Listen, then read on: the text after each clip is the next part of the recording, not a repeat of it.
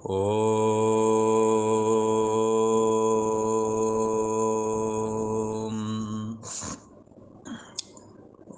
गुरु ब्रह्मा गुरु विष्णु गुरुदेव महेश्वरा गुरु साक्षात् परम ब्रह्म तस्मै श्री गुरुवे नमः।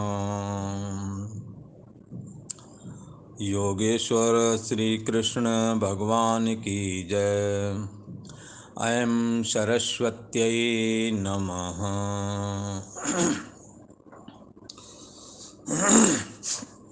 कल का प्रसंग एक बार स्मरण करते हैं। प्रसंग चल रहा है ये कर्मयोग का, अध्याय तीसरा है, कर्मयोग का अध्याय है ये। और इस अध्याय में दो प्रकार के मार्ग बताए गए हैं परमात्मा की प्राप्ति करने के लिए। एक तो ये है कि वो निष्काम भाव से अपने कर्तव्य कर्मों का निर्वहन करे। क्या कर्तव्य कर्म? जैसा शास्त्र ने बताया है। बोले शास्त्र ने क्या बताया है? तो पता तो लगभग आपको भी है, नहीं पता है तो आपके बड़े बुजुर्ग कैसे करते रहे उसके अनुसार भी कर सकते हैं। जैसे कर्तव्य कर्मों को करना है, आसक्ति और फल की इच्छा से रहित होकर के करना है। तो किनको करना है? कौन माने कर्तव्य कर्म?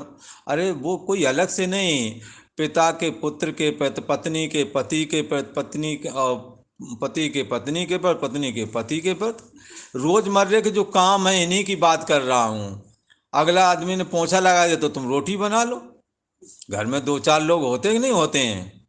वही पोंछा लगाए, वही रोटी बनाए, वही फिर कपड़े धुलने बैठे है, वही आए गए का इंतजाम करे। तुम भी तो हो साथ में, तो तुम भी अपना कुछ कर्तव्य कर्म करो। हम उसी की चर्चा करते हैं। यही शास्त्र वेद है कि अपने रोजमर्रे के कार्यों में आप जी क्यों चुराते हो? आपका भी तो कर्तव्य बनता है। एक आदमी लगा हुआ है, आप चुपचाप बैठे हुए हैं, आप गप्पे लगा रहे हैं। उसे लगता है अपने, उसे जिम्मेदारी लगती है, आपको जिम्मेदारी नहीं लगती है। यदि जिम्मेदारी नहीं लगती है, आप कर्तव्य कर्म से भाग रहे हैं ऐसा माने। आप मोबाइल देखते हैं, परिवार के लोगों में सामंजस्य नहीं बैठ पा रहा है। माँ बाप सोचते हैं कि हमसे बोले, आप बोल भी नहीं पा रहे, काम तो सारा करके दिया, ऊपर बोले भी नहीं। आप अपने कर्तव्य कर्म से हर तरह से गिर गए। कई बार क्या है, करने से दिल नहीं खुश होता है, लगता है कुछ बोलें कुछ बताएं, इससे भी दिल हल्का पड़ता है। विदेशों में लोग इससे कमाते हैं। बड़े बुजुर्गों की बात कोई सुनने को तैयार नहीं, वो अपनी दिल की बात कहें तो कहें किससे? तो उनके लिए उन्होंने खोल रखे हैं और वो अपने सुनाते हैं, उसकी वो फीस ले लेते हैं। अरे ये भी एक काम है, अच्छा है, उनके दिल की सुन लो, हल्के हो जाएंगे। और ना भी सुन ले तो तुम्हारा कर्तव्य क्या बनता है? हालचाल पूछने का नहीं बनता है। मुंह लटकाए हुए आए ड्यूटी से आकर के, फिर अपने कमरे में घुस गए और फिर सुबह निकल के चले गए। बूढ़ा बुढ़िया इंतजार में थे, कुछ तो राम रहीम होगा, कुछ नहीं किया। ये सब क्या है? गीता कोई बहुत बड़े कर्तव्य की बात नहीं करती है। यही रोजमर्रा धरातल पर जीने की विद्या का नाम गीता है। ये कर्म योग, तुम्हारे जो रोजमर्रे के काम है, ये योग कैसे बन जाए, बस इसी की तो चर्चा है यहाँ। गीता कोई और अलग से कर्म नहीं बताती है, ये आपके जो कर्म है इन्हीं की बात बता रही है। आप इनको बखूबी निभाएं। दूध लेने के लिए एक मोहल्ले से दूसरे मोहल्ले में जाना है। अब दूध लेने के लिए वही जाए और फिर गर्म करके रखे, फिर चाय भी पिलाए तुम्हें। आप वहां बैठे हैं फुर्सत में, आप दूध भी नहीं ला सकते, आप अपने कपड़े भी नहीं धुल सकते। ये कर्तव्य पालन रूप यज्ञ, ये यज्ञ है। आपको 30 दिन रोटी बना रहे हैं, जिस दिन उन्होंने की तबीयत खराब हो गई उस दिन भी आप नहीं भोजन दे पा रहे। कहाँ कर्तव्य पालन हुआ? ये तो आपको भी दिखता है, आप जिससे जी चुरा रहे हो वही आपका कर्तव्य है। इसलिए शास्त्र से पूछने की तो बात में आया, ये बात तो बाद में आएगी। पहले तो आप ही जानते हमारा काम क्या है, पर आप उससे जी चुराते हैं। कर्म योग नाम का अध्याय, कर्म, तुम्हारे कर्म करने की इस समाज में, इस परिवार में कितनी बड़ी जरूरत है, बस इसी बात को कहता है। आप करें, दूसरों के अपने काम निपटाएं, दूसरों के काम में आए, और सृष्टि परंपरा रूप एक ये जो चक्र है इसमें अपने को जोड़ करके रखें। कहीं ऐसा ना हो आपकी ये आक्रमणता, आपकी ये गैर जिम्मेदाराना हरकत कहीं इस सृष्टि चक्र से तुम्हें, सृष्टि परंपरा रूप चक्र से कहीं तुम्हें अलग ना कर दे, और आप अपने को पाएं कि लगता है हमों को सबों ने त्याग दिया है। ये कोई तुम्हारा त्याग नहीं कर सकता, आपने स्वयं ही त्याग करवा लिया है। आप जिम्मेदारी नहीं निभाते हैं, आपके लिए सबने फर्ज निभाए, पर आप किसी के काम में आना नहीं चाहते। गीता इसका निषेध करती है। गीता कहती है कि आपको भी दूसरे के काम में आना चाहिए, और जीवन की सार्थकता तभी है जब हम दूसरों के काम में आ जाएं। कोई कहे महाराज ये हमसे काम नहीं होता है, तो तुमसे जो होता है वही कर दो। बोले हमसे कुछ काम नहीं होता है तो तुम दरवाजे पर बैठ जाओ, फालतू आदमी नहीं आएंगे, वृद्ध बूढ़े बड़े हो, आप कुछ तो जिम्मेदारी निभाओ। जैसे हमारे यहाँ एक संत थे, पुराने समय की बात है, और 20 साल पुरानी बात है, ठंडी लग रही थी, कुछ होता नहीं था बेचारे, चाय भी कोई देता था, रोटी भी कोई दे देता था, मुश्किल से कपड़े बदल पाते थे, तो उससे कुछ होता नहीं था। तो उसने पत्ते इकट्ठे करके रख दिए कि साधु आएंगे, ठंडी लगेगी तो जला लेंगे, हाथ ही सेंक लेंगे। अब ये सेवा हो गई कि नहीं हो गई? जब कुछ नहीं होता तो बैठे बैठे पत्ते ही इकट्ठा कर दिए, पत्ते इकट्ठे कर दिया, साधु लगा नहा धो करके आए, गंगा जी से नहा करके आना, ठंडी कड़ाके की, जला दिए पत्ते, जला दिए, हाथ सेक लिए, सेवा हो गई। आप भी ऐसा कुछ मन बनाएं, आपका जो स्तर है, आप जैसे हैं जो हैं आप करें। यदि ऐसा आप कर लोगे तो भगवान श्री कृष्ण ने कर्म योग का जो मार्ग बताया कि परमात्मा की प्राप्ति के दो मार्ग हैं, एक कर्म योग का मार्ग और दूसरा ज्ञान योग का मार्ग। कर्म योग मार्ग प्रवृत्ति पूर्वक है और ज्ञान योग का मार्ग निवृत्ति पूर्वक है। दोनों से परमात्मा की प्राप्ति होती है। ज्ञान योग त्याग की बात कहता है, तो कर्म योग कर्म की बात कहता है, अकर्मण्यता का निषेध करता है, और कर्म योग की बात कहता है। कर्म में प्रवृत्त हो तो आप अपना भी कर सकेंगे, दूसरों का भी कर सकेंगे। जब वही कर्म आसक्ति और फल की इच्छा से रहित कर देंगे तो वही कर्म तुम्हारा योग बन जाएगा। उससे तुम्हें क्या होने वाला है इसकी आपको कल्पना नहीं, पर गीता आपको वचन देती है जो तुम्हारे साथ होने वाला है। क्या होने वाला है उसके लिए कह दिया है, तस्मात् दशक्तः सततम कार्यम कर्म समाचारा, असक्तो याचरण कर्म परमाप्नोति पुरुषा। आसक्ति रहित हो करके यदि तुम कर्म करोगे तो तुम्हारे को क्या प्राप्त होवेगा? परमात्मा की प्राप्ति होवेगी।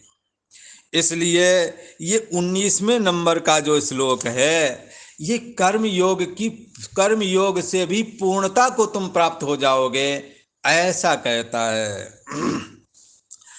तस्मादसक्ता सततम कार्यम कर्म समाचरा,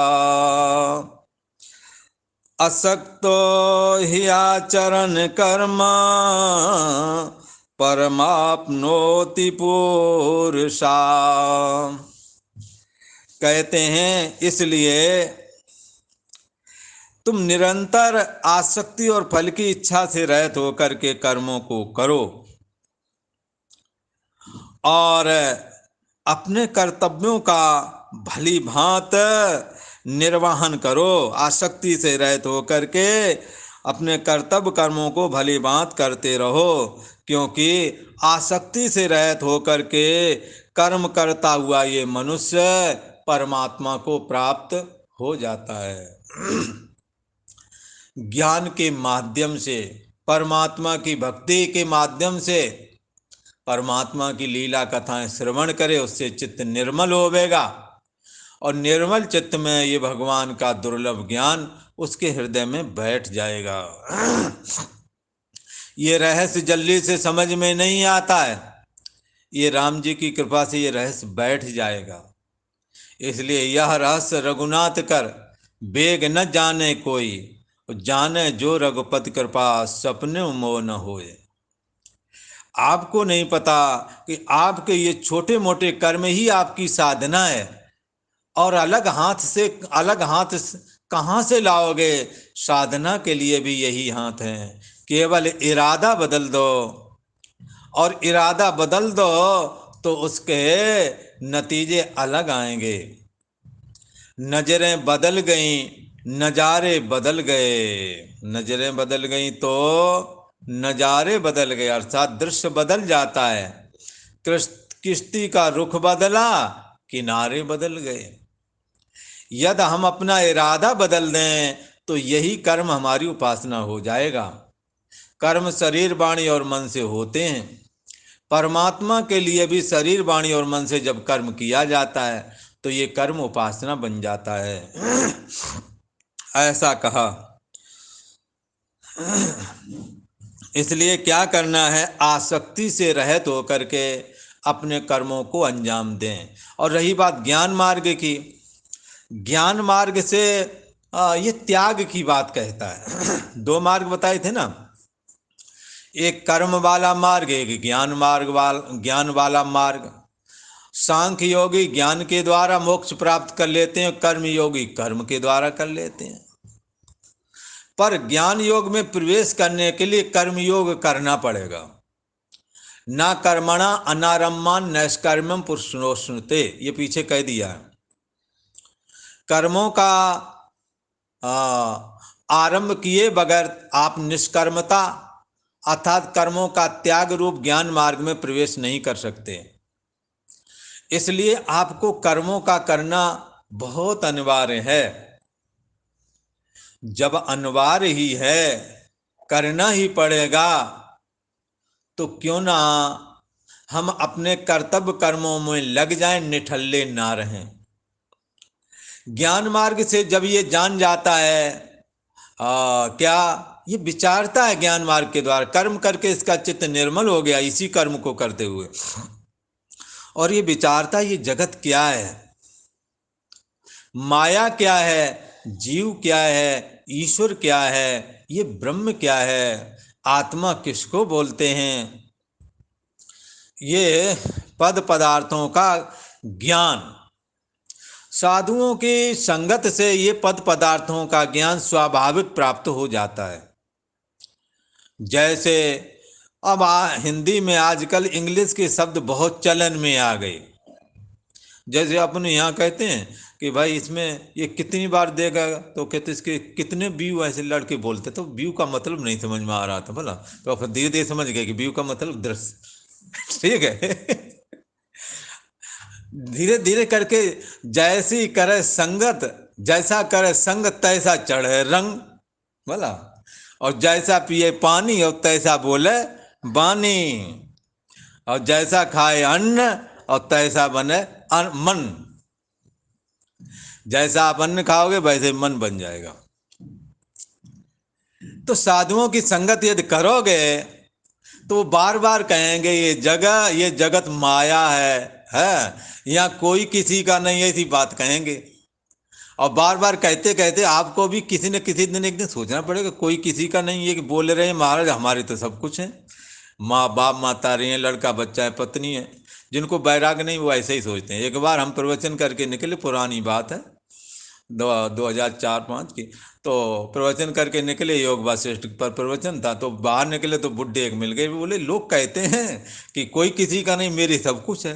मेरे पास गाड़ियां हैं, पत्नी है, बच्चे हैं, नाती है, पोते हैं, और खूब प्यार से बुलाकर चाय पिलाते हैं हमें, ये होता, कपड़े लत्ते धुल जाते हैं, ये वो। तो ऐसे लोग भी हैं। पर उनके अंदर एक बात तो आ गई है, हम लोगों के चिल्लाने का इतना असर तो हो ही गया कि लोग कहते हैं कि कोई किसी का नहीं, मेरे सब कुछ है। पर इनमें जब धोखा देंगे तो हमारी याद आ जाएगी। धोखा देंगे कि मतलब धोखा कोई किसी को नहीं देता, जब ये कोई ना कोई मृत्यु उठाता है, उठाती रहती है हर किसी को। जैसे समय आएगा और मृत्यु किसी न किसी का एक एक करके सबको ले जाती है, तो लगेगा हाँ कोई किसी का नहीं। अगर चाहें भी, हम चाहते भी रहें, चलो ठीक है हम चाहते हैं तो ये हमारे हैं, पर हमारे को राम जी राम राम कर दें फिर, तो हमारे चाहने का क्या हुआ, तो हम तुम्हारे कहाँ हुए। ये यहाँ मृत्यु एक ऐसा सत्य है जो किसी को अपना होने नहीं देता। यदि तुमने अपना बनाना है बंधुओं तो एक ही पॉइंट है, और वो है भगवान श्री कृष्ण। इन्हें अपना बना लो। ये तुम्हारे, हाँ, बुद्धि देश के भी साक्षी हैं। ये सारे जगत के आधार हैं। ये ही अपने, हाँ, साथी बनाने योग्य हैं। और इन्हों को इस पे कोई गुरेज नहीं कि तुम इन्हें क्या बनाते हो। जो भी नाता आपको अच्छा लगे जोड़ लो। एक संत कहते हैं परमात्मा से नाता जोड़ो। अच्छा, क्या नाता जोड़े, बोले जो मन में आए वो जोड़ लो।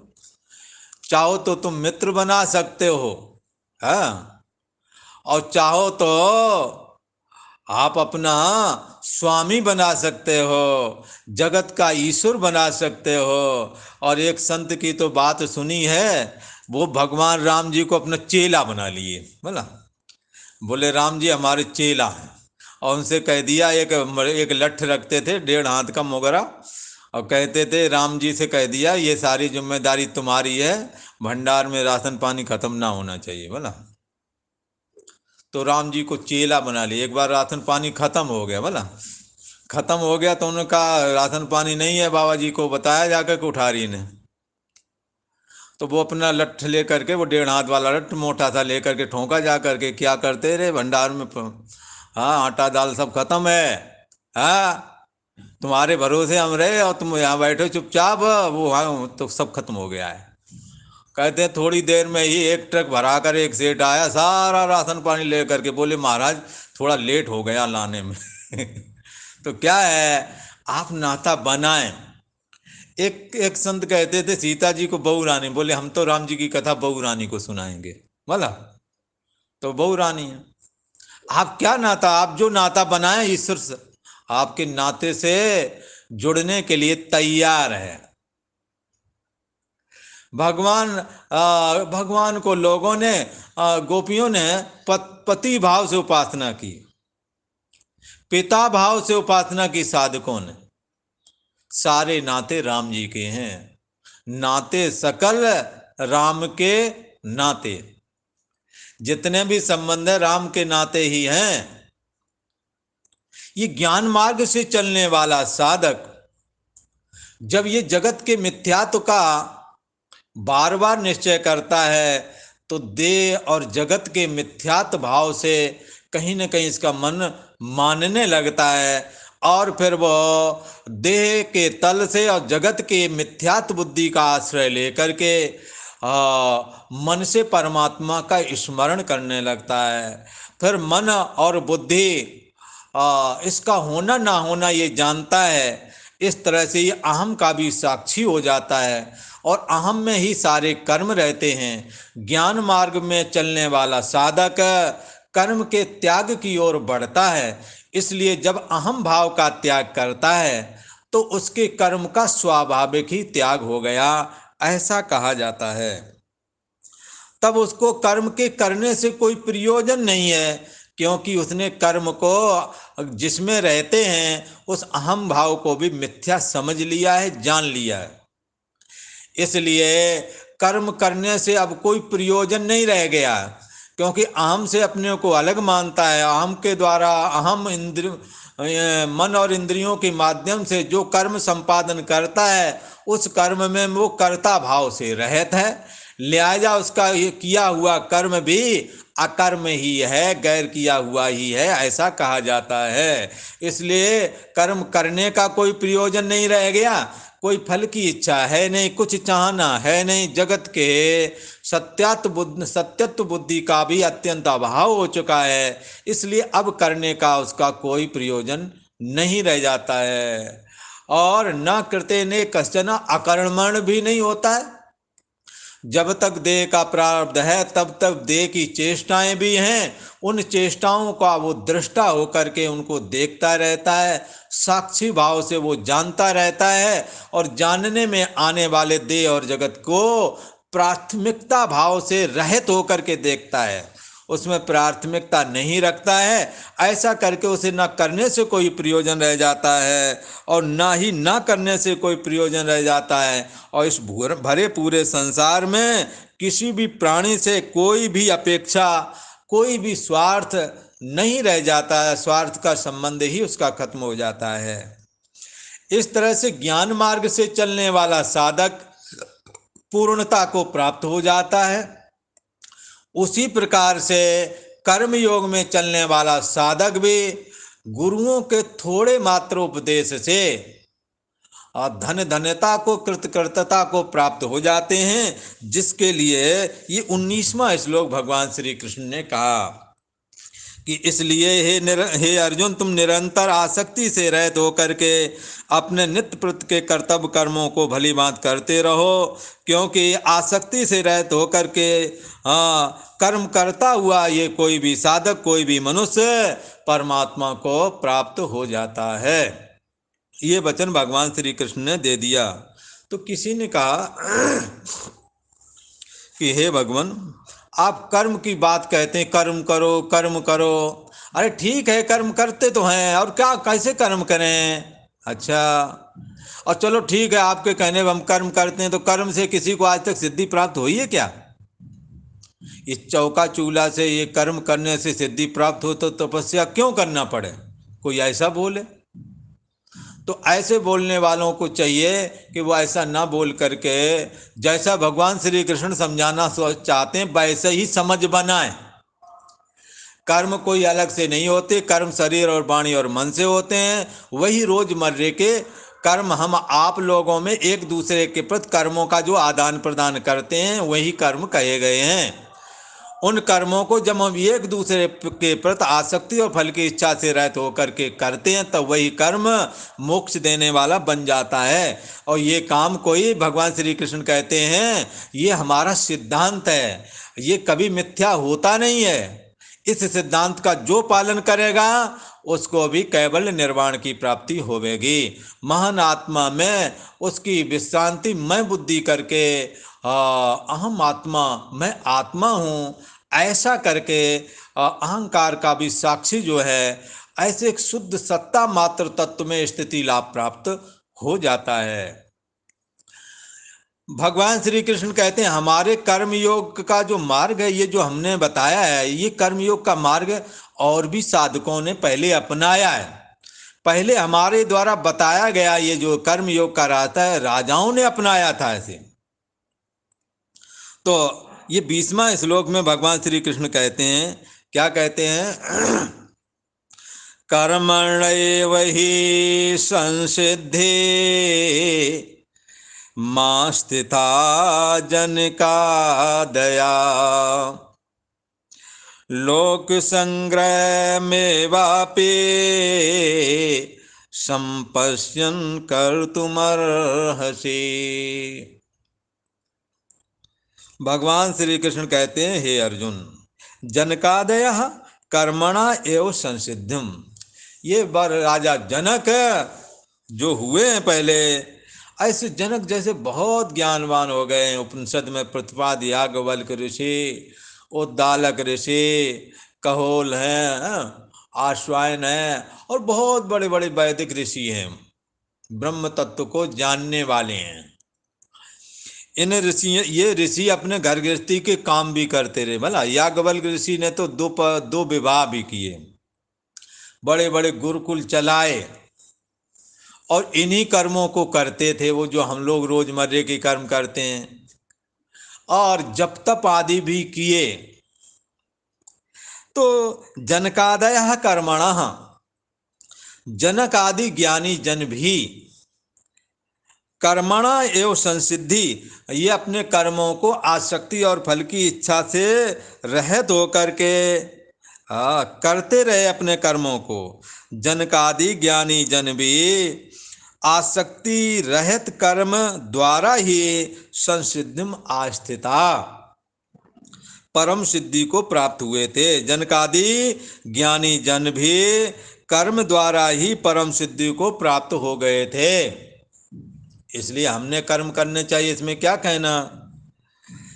हे अर्जुन, यदि तुम कर्म नहीं करते हो तो ऐसा देखो कि मैं कर्म करूंगा तो मेरे पीछे ये लोग हैं, ये भी कर्म करेंगे, और यदि मैं नहीं करूंगा तो ये मेरे को अकर्मण जब ये देखेंगे तो ये लोग भी मेरे देख करके अकर्मण हो जाएंगे, और ये अकर्मणता संसार का विनाश करने वाली है, है। इसलिए इस अकर्मणता के चक्कर में हमने नहीं पड़ना, इससे बचना है। अकर्मणता न तुम्हें अपने काम करने देगी और न दूसरों के काम करने देगी, इसलिए हमने इस अकर्मणता से बच के रहना है। कर्म करना है, कुछ कर्म करो, कुछ कर्म करो, हाँ, न रहो न निराश करो मन को। अरे कुछ करते रहो, तुम आदमी हो, ऐसे मन को क्यों निराश कर रहे हो। और कर्म छोड़ते जाओगे अकर्मणता छा जाएगी, फिर अकर्मणता वो आपको अपने लिए भी कर्म नहीं करने देगी।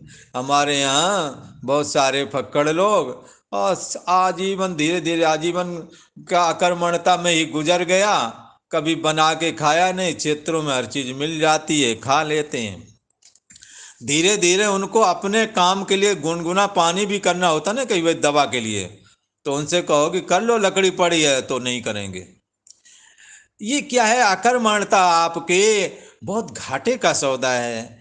हाँ, अब उनको बहुत जरूरत है गुनगुने पानी से दवा खानी है, पर वो सोचते हैं कोई गर्म कर दे तो मैं खा लूं, और कलारते रहेंगे, परेशान होते रहेंगे, पर वो अपना काम भी नहीं करेंगे।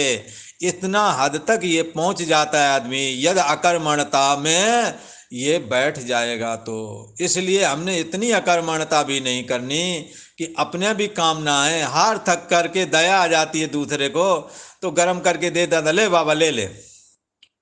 अब ऐसे कर्म का क्या करोगे, दूसरे के ऊपर इतना बड़ा बोझ बन रहे हो, छोटे मोटे भी काम नहीं कर पा रहे हो।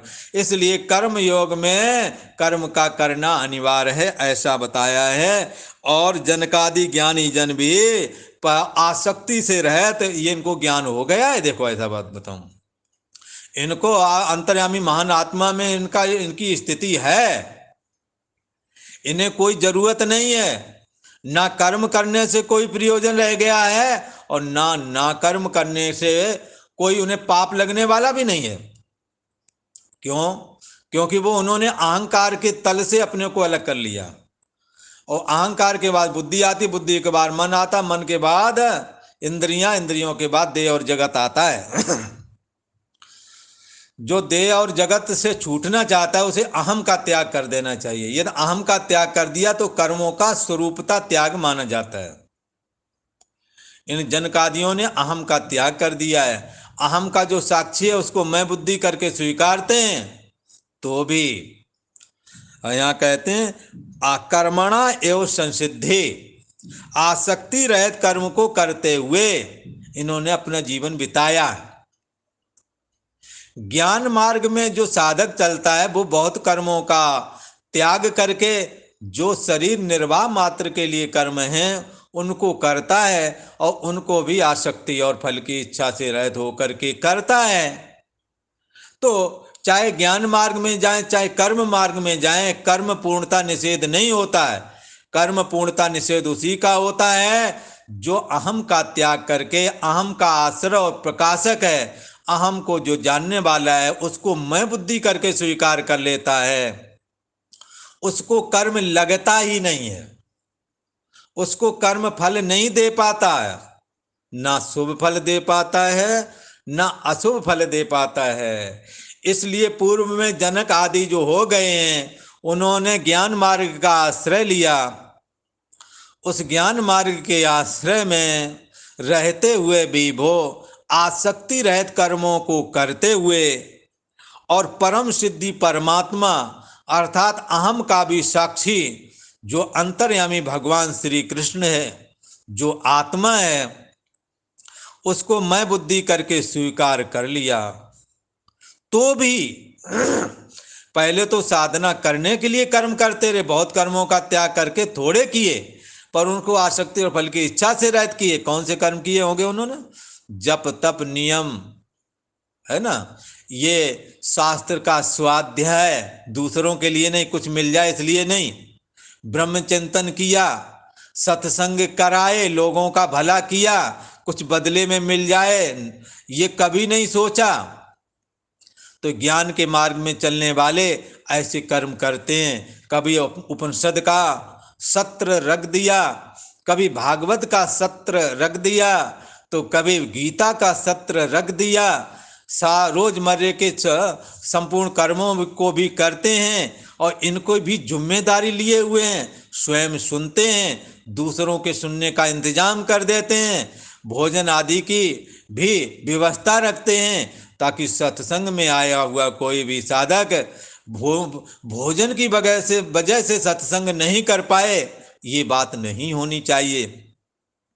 इन कर्मों को भी वो करते हैं, पर इन कर्मों को आसक्ति और फल की इच्छा से रहित करते हुए वो संसिद्धिम आस्थिता, ये संसिद्धिम आस्थिता, ये जनकादि ज्ञानी जन भी आसक्ति रहित कर्मों को करते हुए परम सिद्धि अहंकार का भी आश्रय प्रकाशक जो आत्मा है उसमें स्थिति लाभ प्राप्त कर लिए, अर्थात देह के अभिमान से मुक्त हो गए। और ऐसा करने से उसको, ऐसे जनक आदि जो ज्ञानी महापुरुष हैं, उनको कर्म के करने से अब कोई प्रयोजन नहीं रह गया और ना करने से कोई उन्हें पाप लगने वाला नहीं है। तो भी लोक संग्रह संपन्नन अपि कर्तुम एव अरसी, फिर भी हमारे द्वारा कर्म करते हुए लोग, हाँ, हमें कर्म करते हुए लोग जब देखेंगे तो स्वयं भी प्रवृत्त होवेंगे, अकर्मण नहीं हो पाएंगे यदि मैं कर्म करूंगा। इसलिए आश्रम का यदि बड़े महाराज हों तो उन्हें जरूर करना चाहिए, नहीं तो चेला बिल्कुल अकर्मण हो जाते हैं कि गुरु महाराज ने तो किया नहीं। एक कहते गुरु महाराज तो पढ़े नहीं, तो तुम का पढ़ के करोगे। ये सब बातें ठीक नहीं हैं। हमने अपने स्वाध्याय प्रवचनाभ्याम ना प्रमादितव्यम, स्वाध्याय और प्रवचन में, स्वाध्याय मतलब सतशास्त्र का श्रवण स्वयं करें, कराएं और दूसरों को भी बताएं। ऐसा प्रवचन आदि यथाशक्ति एक दूसरे में परमात्मा का बोधन कराने के लिए करते रहना चाहिए, ऐसा कहते हैं। यदि ये तुम करते रहोगे, तुम्हारे देख कर के चेला भी करेंगे। अगर तुम गप्पे लड़ाओगे तो चेला भी गप्पे लड़ाएंगे। यदि आपने चिलम आदि का इस्तेमाल कर लिया तो चेला तो वहीं अपना अड्डा ही बना लेंगे।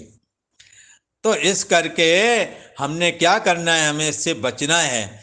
और लोक संग्रह को देखते हुए भी हमें कर्म की जरूरत नहीं है, तो भी कर्म करके दिखाना है, ताकि लोग कर्मों के प्रति सजग हो जाएं, कर्म को करते रहें, अपने कर्तव्य निर्वाह रूप कर्म में हमेशा संलग्न रहें। यदि सभी अकर्मण हो जाएंगे तो इनको भोजन आदि से लेकर और बहुत सारे जो चीज़ें हैं वो उसमें भी रुकावट आने लगेगी। इसलिए कर्म करो, कर्म करो, कर्तव्य पालन रूप कर्म करो, आसक्ति और फल की इच्छा से रहित होकर करो, जनक आदियों की तरह करो, कर्म योगियों की तरह करो। ओम शांति शांति शांति।